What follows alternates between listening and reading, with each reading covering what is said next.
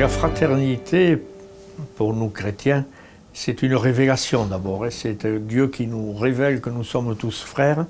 Et c'est quelque chose du coup qu'il faut accueillir et qu'il faut répandre. On voit bien que ce n'est pas spontané de vivre la fraternité et de regarder l'humanité comme une fraternité universelle. La fraternité est au cœur de l'engagement républicain et la fraternité est au cœur de l'engagement de la Bible. On peut effectivement décréter l'égalité ou la liberté à travers des lois. Par contre, la fraternité ne peut pas se décréter.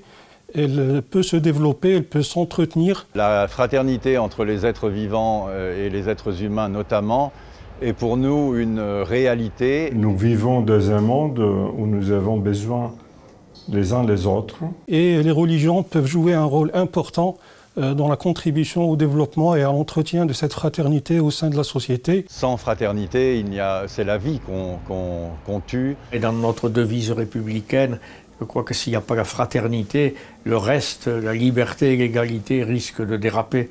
On découvre le Christ chez l'autre, et c'est ça ce qu'on appelle le sacrement du frère. Et c'est l'idée de la fraternité qui est une forme d'espérance. C'est ce que dit Joseph à la fin de la Genèse.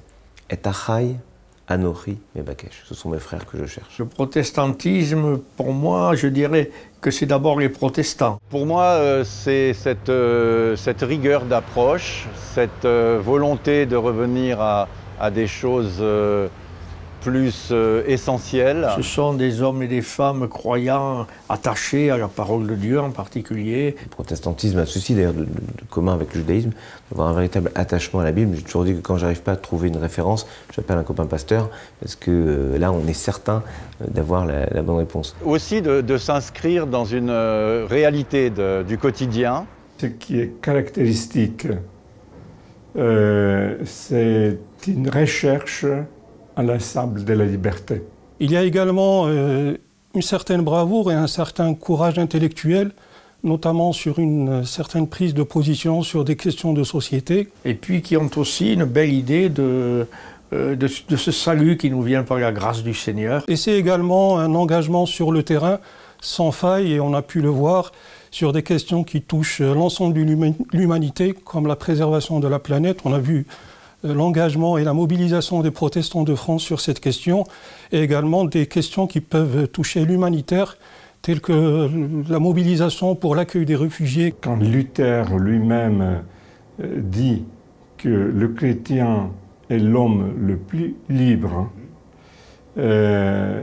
ceci, c'est, je crois, très important. Ils doivent continuer à développer leurs caractéristiques, parce que c'est un vrai atout pour l'ensemble des religions. Poursuivre cet élan de recherche sur la Bible, cette capacité qu'ils ont à diffuser le message de la Bible, de le rendre toujours contemporain. Donner vie et sens à cette fraternité, ce besoin de fraternité et cette expression de la générosité.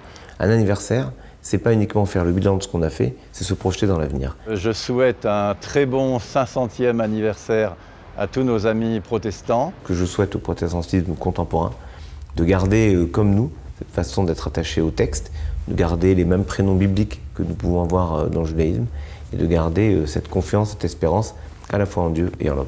Un joyeux 500e anniversaire du protestantisme. Nous devons être ensemble, donner un témoignage ensemble. L'anniversaire du protestantisme, c'est ne pas oublier ses racines chrétiennes et ses racines juives. Ce que le protestantisme, en général, fait très bien. Et ce que je vous souhaite, c'est d'être des hommes et des femmes passionnés du Christ et qui se laissent regarder avec amour par lui.